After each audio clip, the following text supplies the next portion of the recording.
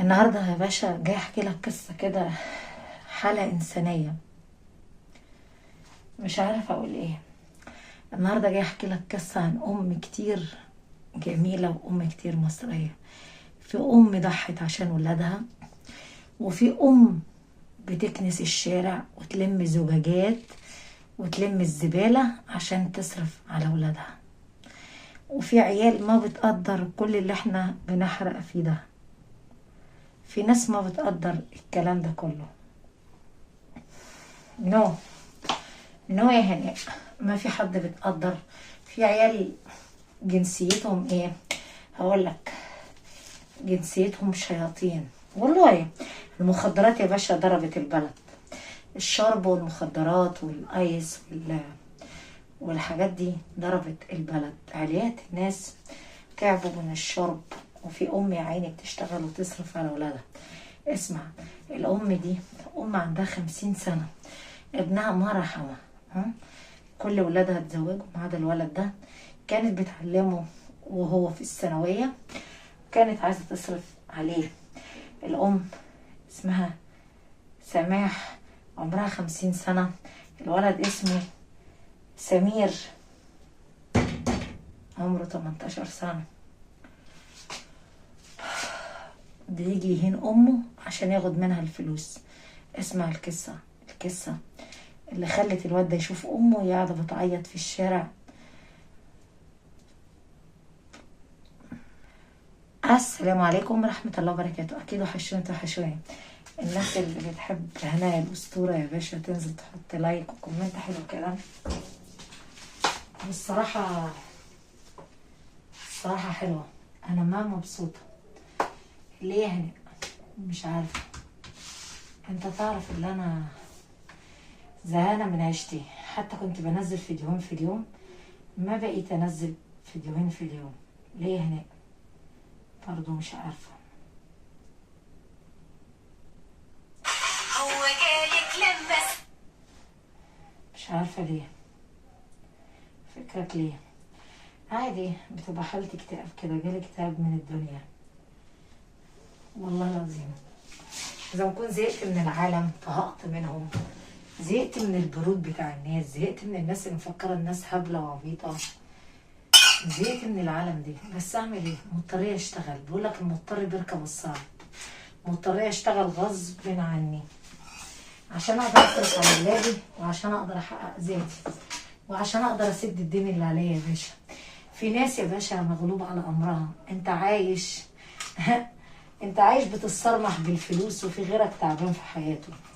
انت عايش بتصرف على ولادك ومراتك، ويا ريتهم حتى بيقدروك، ممكن مش بيقدروك. في ناس يا باشا ما بتقدر النعمة. فهمت وجهة نظر هناء الأسطورة؟ يعني في ناس اصلا ما شايفاك، ولا حتى ولادك شايفينك ولا حاسين بيك. انا عايزك مرة واحدة بس يا باشا تقفل الحنفية على ولادك، عشان بس يعرفوا قيمة النعمة اللي غيرهم مش يعني قيمة النعمة اللي مش عارفين قيمتها، قيمة النعمة اللي هم مش حاسين بيها. قولي بقى ليه يا مدام هناء؟ ما هو انت لما تقف تصرف وخلاص، وهم مش عارفين قيمة ان انت تعبان في حياتك وبتشتغل وتعبت في حياتك، هيفضلوا يصرفوا وهم مش حاسين بحاجة. حرام عليك. لو انت بتديهم $5 في اليوم، 250 جنيه مصري و300 جنيه، ارحم نفسك عشان ربنا يرحمك. ليه بقى؟ لان في غيرك مش لاقي 10 جنيه مصري، مش هقول لك دولار، في غيرك مش لاقي. لازم تعود ولادك ان مفيش اموال، ان في ناس يا ولادي مش لاقيين ياكلوا. بدل ما انت فاتح لهم القربة 24 ساعة، حسسهم بالمسؤولية. قول لهم مرة واحدة انا افتقرت، انا جعوان، انا الدنيا جت عليا. فكركم لو الدنيا جت علينا يا ولادي هنصرف منين؟ انا عايزاك تسال ابنك السؤال ده، اسال بنتك السؤال ده. قول لهم انا افتقرت، انا سبت الدوام بتاعي، انا ورحمه ابويا بيا كده بمعلومات مصريه. حرام عليك. واحده زي حالاتي انا، عمري ما حد اداني جنيه من اهلي، عمري ما حد وقف جنبي. ان شاء الله ربنا هو اللي شايفني وشايف قلوب البشر. انا ست جبتها من تحت السلم، يعني ست راجل. مش هقول لك انا بقيت حاجه، لا انا شحاته. انا ما بقيت حاجه اصلا، ما عندي اموال يعني. انا يا باشا عايشه بستر ربنا، لوما ستر ربنا كنت زماني تحت السلم، كنت زماني ضايعه. انا ما مدي ايدي واقول لي لا ابدا، وما استسلم لاي راجل.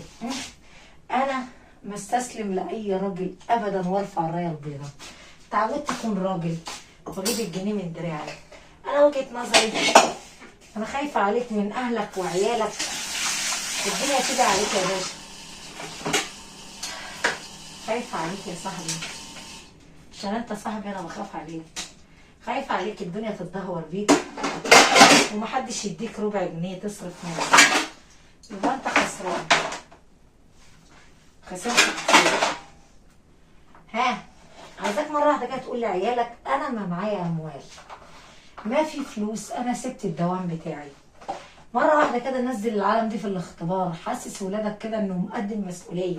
انا عايزاهم يحسوا بالمسؤوليه، مش انت اللي عمال تشتغل. انت ايه شغال ايه يعني؟ ما تحسسهمش ان في بنك بيصرفوا منه.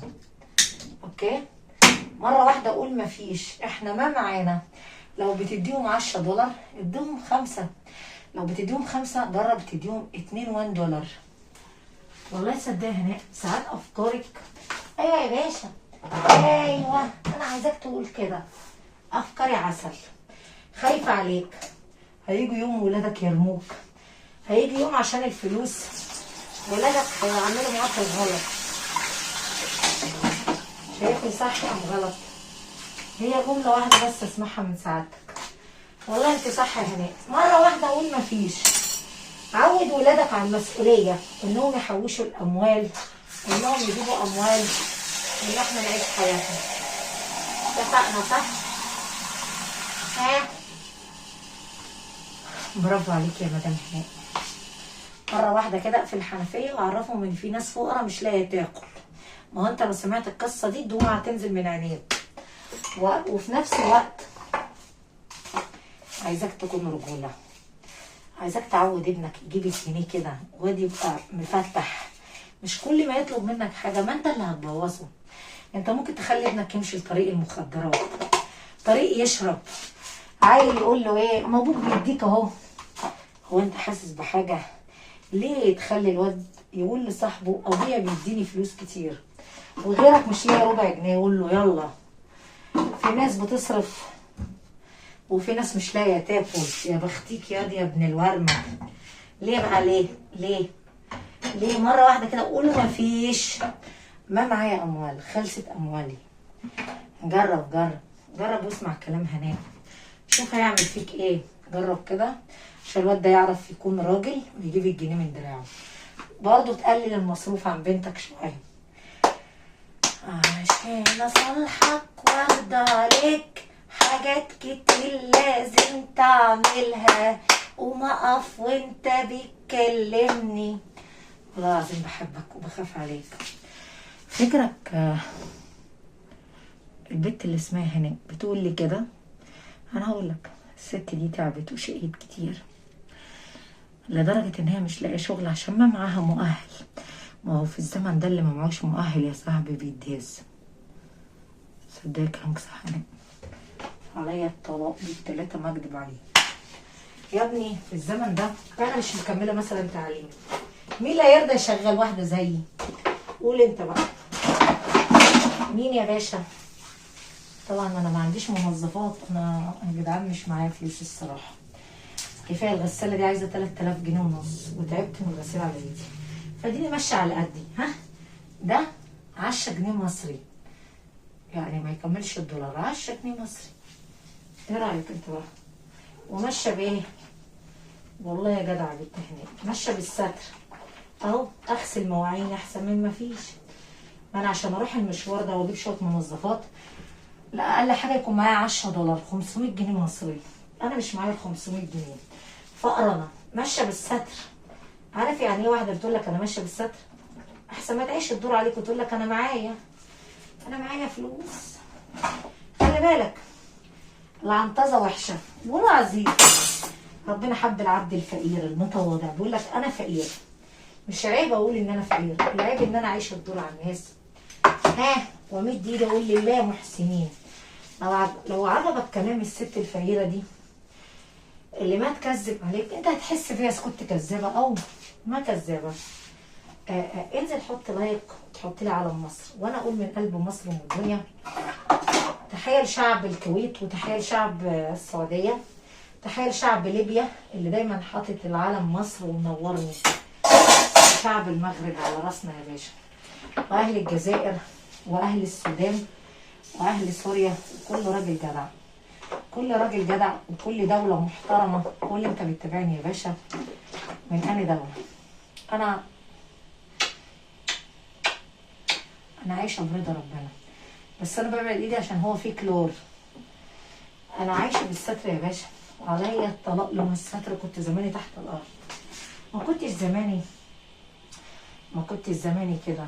انا لون ربنا بيحبني وفاتح لي ابوابه ورحمته، عشان ما عصيت ربنا ولا غضبت ربنا، ولا برضو مشيت ورا شهوات الدنيا. شفت بقى الفرق بيني وبين اخوان ايه؟ كبير قوي والله. الفرق بيننا يا باشا ان في مرة حلم حياتها تطلع بسرعة تعدي، ومرة زي حالاتي بتقول الحمد لله، الحمد لله اللي انا ما قابلش ربنا وانا عصيته وغضبت. شفت بقى الفرق بيننا كبير ازاي؟ يلا شفت الفرق كبير شاسع. تصدقوا والله هناء بتصعبي عليا، معلش اللي يصعب عليكي في قرف، ما تخليش هناء تصعب عليك ولا حاجه. هناء ست فقرانه زلمه على الله، دايما عايشه بستر ربنا. ما بص انت بقى لحالك. الست دي سموحه عاشت عمرها كله تلم زباله وزجاج. ايه زجاج هناك؟ الزجاجات دي تترمي في الشوارع. الواد ابنها اللي ما عندوش ضمير خبط امه كده في صدرها في الشارع.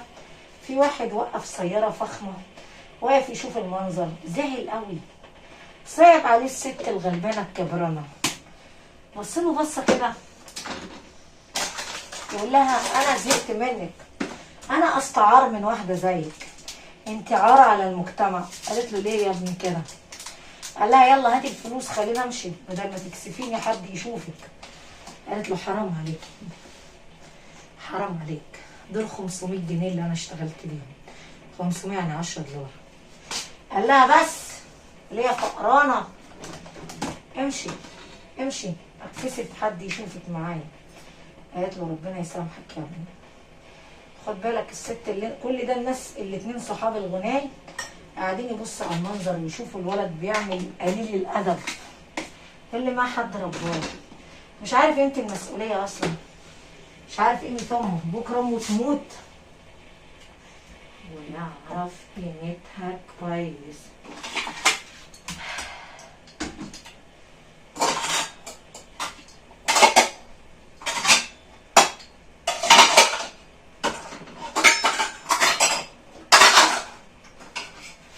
نفسي تصدق عن الشغل والله. حبيت انا بنت طريه ودماغها جامده وعناديه. انا بقى متغاظه ليه هناك مش عارفه. من ساعه الصيف ده ما جه، شهر 7 ده بالذات خلاص هيخلص اهو، النهارده 29 ولا 30. مصلحه لينا والله ان شهر 7 ده يخلص. ليه هناك؟ عشان زهقت من شهر 7، ما بحبوش والله العظيم. كلامك صح هنا، انا ما بحب شهر 7.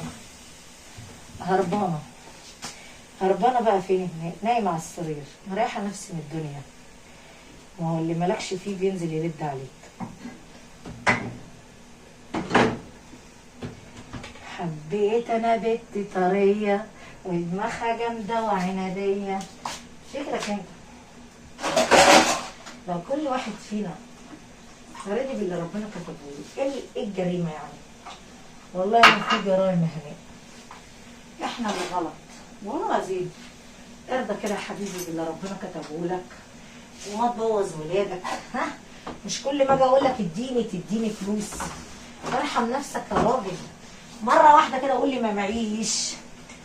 الواد خبط امه خبطه جامده، فواحد مدير شركه واقف يراقبه مشي بالعربيه استناه قدامي، راح ايه امه قعدت تعيط، وطبعا الناس شافوها، مشيت واديته 500 جنيه وقالت له ربنا يحاسبك يا ابني، ربنا يحاسبك عشان بتعمل كده مع امك. الناس زعلت وقعدت تعيط على الاسلوب والوضع. راح ماسكه خاطفينه في قلب السياره عشان بس يعلموه الادب. قالوا انت حرامي لازم نسلمك الشرطه. قال لهم لا انا ما حرامي، انا ما سرقت شيء. قال له ماشي هنشوف دلوقتي انت سرقت ايه. خدوه معاه نزلوه من العربيه وروه امه بتشتغل ايه. عرفت كده؟ وروه امه هي بتلم الزجاجات يا باشا، بتلم الزباله من الشوارع. امك اهي، انزل ارزع اللايك وكومنت حلو. عايزاك تتقي الله في امك وابوك. مش كل ما تطلب فلوس انت ما تعرف امك وابوك جايبين الاموال منين يالا. وهي دي المشكله اللي انا عايزاك توجه لولادك، قول لهم مفيش، ما معايا اموال. المهم يا باشا افهم كده الكلام بتاع الاسطوره هناك. قول يا بنت هناك الاسطوره خايفه عليك. المهم جابوه كده من قفاه وقالوا له انزل يد بره السياره، يلا انزل يلا بسرعه. نزل وطى راسه وقال له امك بتلم الزباله، لامه بتاكل بواقي الاكل بتاع الناس اللي رامياه. امك يا اللي هي تاج راسك يا اللي ما انتش محترم ولا حد رباك. امك بتلم الزباله من الشارع وتتعب وتروح تبيعها عشان تاكلك وتديك المصاريف بتاع ثانوي. امك هي تاج راسك، امك بتاكل بواقي الاكل. بص يا امك بتاكل الاكل اللي بيترمي في الزباله. شاف امه بتاكل الاكل اللي فايض من الناس، شندوتش، شويه حاجه ساقعه، كنز، اي حاجه فايضه بتشرب. يرضيك ان امك تشرب من الزباله؟ ليه يا حبيبتي كده؟ احنا جايبينك النهارده عشان تشوف امك، عشان طريقتك مع امك مش محترمه. انت اللي وصلت نفسك للمكانه دي، انت انسان مش مؤدب.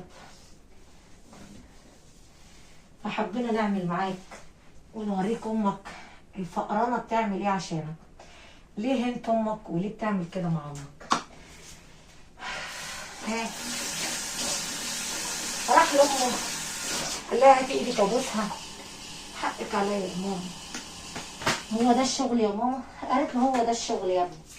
واحده زيي عندها 50 سنه كانت هتشتغل ايه؟ قول لي انت، قول لي يا ابني. ممكن واحده زيي تروح تشتغل فين؟ انا ما معايا مؤهل عشان اشتغل بيه وانا سني كبير. بنت فضلت تعيط يبوس ايدها وراسها، حقك عليا يا ماما عشان انا هنتك، وانا بعمل كده عشان صحابي، سامحيني يا امي. بسمع وقعدت تعيط ويبوس امه ويبوس راسها. قال لها يا ماما انا بقيت مدمن. اسمع رساله. سامحيني يا امي انا بقيت مدمن مخدرات. سامحيني يا ماما انا هتعالج واكون انسان نظيف عشان اصرف عليك. سامحيني يا امي. ادي ولاد السوق خليه ايه؟ خليه مدمن المخدرات. عشان كده بقول لك راقب ابنك، راقب بنتك عشان خاطري انا. لو ليا خطر في قلبك شوف ابنك بيلعب في ايه وبنتك بتلعب في ايه. قرب منهم كده. لو واحد ابن حرام ايه؟ لو واحد ابن حرام يا باشا يضحك على بنتك ونفس اللي انت بتزرعه في الدنيا هتلاقيه يا باشا. اللي انت زرعته بتعمل ايه في بنات الناس هتلاقيه ببنتك، هتلاقيه بابنك. اتقي الله في اسره فقيره، اتقي الله وساعد عبد من عباد الله. نجيه من المخدرات، نجيه من مهلك الموت، نجي الست وقف جنبها. ست فقرانه محتاجه منك مساعده. لو كل شهر هترضيها بمبلغ مالي صدقه يا عم على روح امواتك. انت صدقه جاريه على روحك وانت عايش قبل ما تموت يا صاحبي وتفارق الدنيا. اسمع كلامي، اسمع كلامي تستفاد بيه. يلا عشان نطول عليك الفيديو يا باشا. عجبتك القصه؟ نسيت اقول لك نسيت اقول لك يلا. قول يا بنت هناء يلا. فك كيسك يا حبيبي قبل ما تموت وتقابل ربنا. اعمل صدقه لله جاريه على روحك. حاول تنجي حد عشان ربنا ينجي لك ولادك من مهالك الموت ومن الضياع، بدل ما عيل ابن حرام يتلم على ابنك ولا يتلم على بنتك. انا ست فقرانه جايه انجيك، جايه اقول لك شويه معلومات من قلب مصر ومن الدنيا. بحكي لك عن الاسر المصريه، البلد الدنيا ماشيه فيها ازاي. ها، والذكي هو اللي بيحرص على نفسه، وطبعا ابن الحرام بيمشي ورا الطيار يا باشا. وما عايزاك تجري ورا الطيار عشان بخاف عليك. انا زلمايه فقرانايه، بحب الخير للناس وبحب اساعد الناس. عجبتك القصه؟ حط لي لايك قبل ما اشوف الجوال ده، لايك وكومنت حلو كده، سبسكرايب عشان بحبكم يا احلى جمهور.